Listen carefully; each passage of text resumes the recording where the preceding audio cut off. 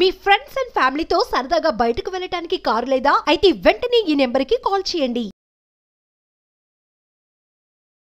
నమస్తే కామేశ్వర్ గారు. నమస్తే నవీన గారు. ఒక పదం ఉందండి, యథా రాజా తదా ప్రజ అని మామూలుగా అంటూ ఉంటాం కదా మనం. అంటే దాని మీద కథ కూడా ఉన్నాయని నేను విన్నాను. మరి ఈరోజు ఆ కథ దాని గురించి ఏంటి చెప్తారా? యథా రాజా తథా ప్రజ అంటే రాజు ఎలా ఉంటే ప్రజలు కూడా అలాగే ఉంటారు అనేది. అంటే ఇప్పుడు ఇంటి పెద్ద ఎలా ఉంటే అనుసరిస్తాం కదా. సో వీళ్ళు ఇలా ఉన్నారు, అలాగే ప్రభువు కూడా అంతే. మన ప్రభుత్వము మన ప్రభువు ఎలా ఉంటే ఆయన రూల్స్, అలాగే ప్రజలందరూ కూడా అదే ఫాలో అవుతూ ఉంటారు, రూల్స్ రెగ్యులేషన్స్ అంతా కూడా. దీని మీద అసలు ఎన్నో ఉన్నాయి, కథలు చాలా ఉన్నాయన్నమాట.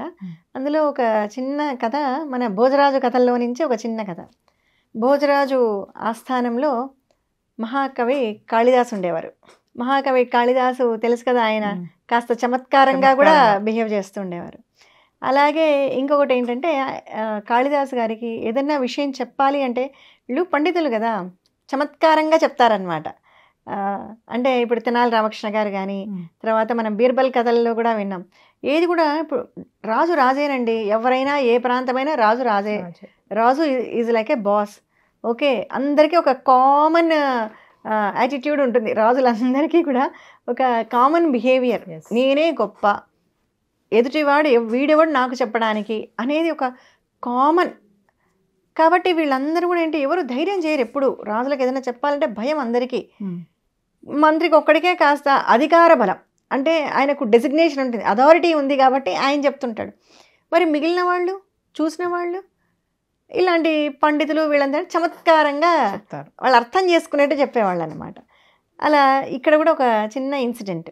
భోజరాజు గారు ఎంతో మంచివారు. ప్రతి మనిషి ఎంత మంచివాడైనా ఇక్కడ ఒక చిన్న పాయింట్ ఉంటుంది. అలా భోజరాజు గారికి జూదమాడడం ఒక వ్యసనం. అంటే మహాజూదరని కాదు, ఆయన జూదమాడడం కాస్త వ్యసనం. అంటే కాసేపన్నా జూదమాడంది ఆయనకు నిద్ర పట్టదనమాట. కొంచెం సేపన్నా ఆడాలి, ఒక అర్ధగంటో కనీసం గంటో ఆడాలి, తర్వాత నిద్ర పడుతుంది, లేదంటే ఇంకా తోచదు. ఆ రోజు ఏదో పెద్ద విషయం వదిలేసినట్టు. ఇది గమనిస్తారు మన కాళిదాస్ గారు. కానీ ఇది కరెక్ట్ కాదు కదా, ఇంత గొప్పవాడు రాజు, అంత చిన్న, అదైనా ఒక చిన్న బ్లాక్ మార్కే కదా ఆయనకు జీవితంలో అని ఆలోచించి, ఇది కరెక్ట్ కాదు, ఎలా అయినా ఆయన చేత ఇది మానిపించాలి అని అనుకుంటాడు ఆయన. కానీ చెప్తే వింటాడా? ఎందుకంటే ఆల్రెడీ వ్యసనపరుడు అంటున్నాం. అంటే వ్యసనం అంటే ఏంటంటే హ్యాబిచువేట్ అయిపోయింది ఆయనకు, అది లేకుంటే ఆయన ఉండలేకపోతున్నాడు. కాబట్టి చెప్తే వినడు, అర్థమయ్యేటి ఎలా చెప్పాలో తోచదు ఆయనకి. రోజు ట్రై చేస్తుంటాడు ఆయనకు చెప్దామా అని. రోజు ఆయన గుర్రం ఎక్కి బయలుదేరిపోతారు ఆ జూదశాలకు. అంటే సపరేట్ ఉంటాయి కదా రూమ్స్ అవి, అక్కడ పోయి కాసేపు ఆడొస్తుంటాడు ఈయన.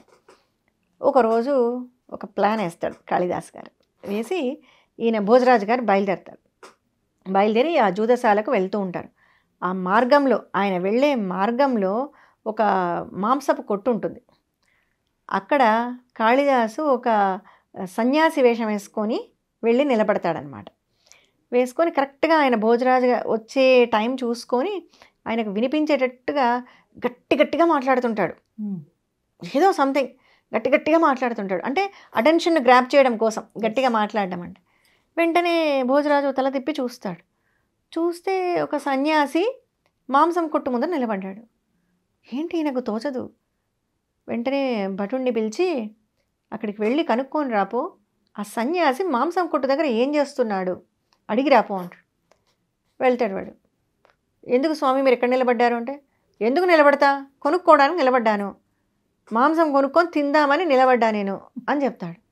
వాడు ఇదే విషయం పోయి చెప్తాడు రాజుకు. ఇదే సన్యాసి ఏంటి అక్కడి మాంసం తినడం ఏంటి, సన్యాసి మాంసం తినకూడదు కదా, కందమూలాలు కదా తినాలి, అట్లాంటిది ఇంత సాత్వికమైన ఆహారం తీసుకోవాల్సిన వ్యక్తి ఈయన పోయి అక్కడ నిలబడ్డం ఏంటి, ఎందుకు ఆయన మాంసం తింటున్నాడు, వెళ్ళి కనుక్కొని రాపో అని మళ్ళీ పంపిస్తాను.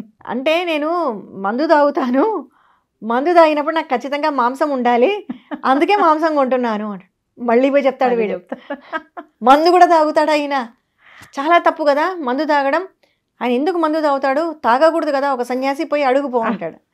అంటే పోయి అడుగుతాడు. అంటే అవును, అంటే నేను జూదం ఆడేటప్పుడు ఎప్పుడూ కాదు, జూదం ఆడేటప్పుడు మాత్రం నాకు మద్యం మాంసం రెండూ ఉండాలి, అవి లేకపోతే నేను బాగా కరెక్ట్గా ఆడలేను అని చెప్తాడు. ఈ రాజుకు ఇంకా ఇదైపోతుంది. ఇదే తప్పు అనుకుంటే ఇది కాకుండా మళ్ళీ జూదం కూడా అంట. అసలు ఈయన ఒక సన్యాసేనా, ఈయన ఏం చేస్తున్నాడు అసలు ఏంటని ఇంకా ఆయనకు మైండ్ పనిచేయదు. ఆ రోజు జూదశాలలోకి వెళ్ళలేకపోతాడు. ఎందుకంటే అసలు ఈ టాపిక్ ఆయన డిస్టర్బ్ చేస్తోంది మైండ్లో. వెంటనే వెనక్కు తిరుగుతాడు. వెనక్కు తిరిగి వెళ్ళిపోతాడు. ఆయన వెళ్ళిపోతూ భటుడికి చెప్తాడు, ఆ సన్యాసిని సభలో ప్రవేశపెట్టండి, వెంటనే పట్టుకొని వచ్చేయని అని అంతఃపురానికి వెళ్ళిపోతాడు. రాత్రంతా ఈయనకు పడుకుంటాడు కానీ రాజు ఇదే అది కనబడుతూనే ఉంటుంది కళ్ళ ముందర. అతని మాటలు ఆయనకు ఒకటే ఇది డిస్టర్బ్ చేస్తుంటాయి అన్నమాట. ఏంటి నా రాజ్యంలో అంటే అంతా చాలా బాగా, అంటే ఎవరి ధర్మం వాళ్ళు నిర్వర్తిస్తుండాలి అని, అంతే తప్ప మాంసం తినకూడదని కాదు ఆయన కాన్సెప్ట్. ఎవరి ధర్మం వాడు నిర్వర్తించాలి.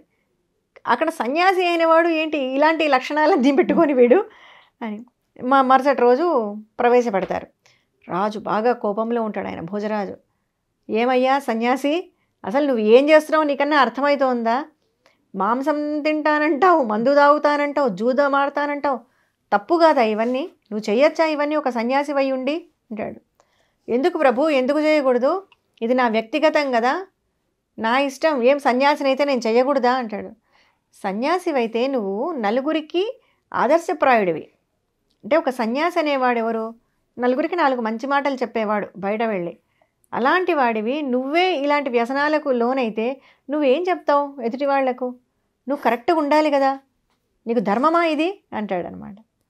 అవునా ప్రభు, కరెక్టే ప్రభు, తప్పు కదా, ధర్మాన్ని చెప్పవలసిన వాడిని నేనే ధర్మం పాటించకపోవడం తప్పు కదా ప్రభు అని తన వేషం తీసేస్తాడనమాట.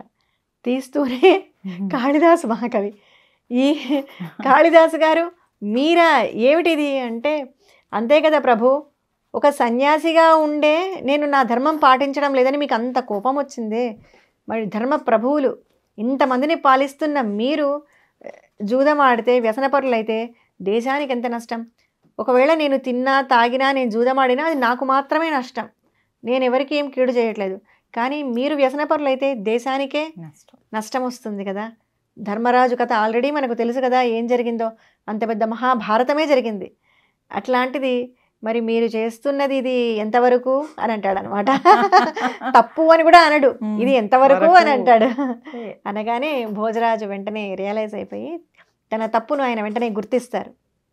గుర్తించి మాటేస్తారు, ఇంకా ఎప్పుడు మేము జూదం జోలికి పోము, మమ్మల్ని మా మార్గంలోనికి రప్పించినందుకు మళ్ళీ చాలా థ్యాంక్స్ మీకని కృతజ్ఞతలు తెలుపుకుంటూ ఆయన వెంటనే సత్కరిస్తారు. అలా ఎన్ని సత్కారాలో ఇలా అందరూ కూడా రాజులను అట్లా కరెక్ట్ చేస్తూ ఉండేవాళ్ళు అనమాట. అందుకే మనం ఎప్పుడు కూడా ఒక పొజిషన్లో ఉన్నప్పుడు మన చుట్టూ ఉన్న వాళ్ళు కూడా చాలా ముఖ్యం. ఎలాంటి వాళ్ళు ఉన్నారు, ఎలాంటి వారి సాంగత్యంలో మనం ఉన్నాము అనేది, ఎందుకంటే ఆ ఇన్ఫ్లుయెన్స్ పడుతుంది ఖచ్చితంగా. మనము మంచి వాళ్ళమైతే సరిపోదు, మన చుట్టూ ఉన్న వాళ్ళు మంచి వాళ్ళు ఉండాలి. మనం చెడ్డైనా పర్లేదు, చుట్టూ మంచి వాళ్ళు ఉంటే మనం మారిపోయే ఛాన్సెస్ ఉంటాయి. అలా కూడా ఉంటుంది. చాలా మంది ఏముందిలే మనకు వాళ్ళతో సంబంధం ఏముంది అని అనుకుంటారు. కానీ మేడం మీరు అన్నట్టు కరెక్టే, అది మనము మంచి వాళ్ళమైనా చుట్టూ ఉన్న వాళ్ళు సరిగా లేకపోతే ఆ ప్రభావం కూడా మన మీద ఉంటుంది, మన మీద ఉంటుంది, ఆ రాజ్యం మీద ఉంటుంది, అన్నిటి మీద ఉంటుంది అనమాట. అందుకే గ్రూప్, మన చుట్టూ ఉన్న సొసైటీ కానీ మన చుట్టూ ఉన్న గ్రూప్ కానీ చాలా ముఖ్యమైనది అనమాట. అందుకే యథా రాజా తథా ప్రజ అని చెప్తాడు. రాజా మీరు కరెక్ట్గా ఉంటేనే కదా ప్రజలు మిమ్మల్ని చూసి నేర్చుకుంటారు. యథా రాజా తథా ప్రజ అంటారు. మిమ్మల్ని మీలో ఉన్న ఇన్ని మంచి గుణాలు చూస్తున్నారు, ఫాలో అవుతున్నారు. ఇది కూడా గమనించారనుకోండి, యూత్ కానీ ఎవరైనా గమనిస్తే ఇది ఎంత ప్రమాదం అని చెప్తాడనమాట. అనగానే రాజు అవును కదా, అయ్యో ఎంత మిస్టేక్ జరిగిపోయింది నా వల్ల అని అనుకుంటాడు ఆయన. Thank you ma'am. థ్యాంక్స్ అండి.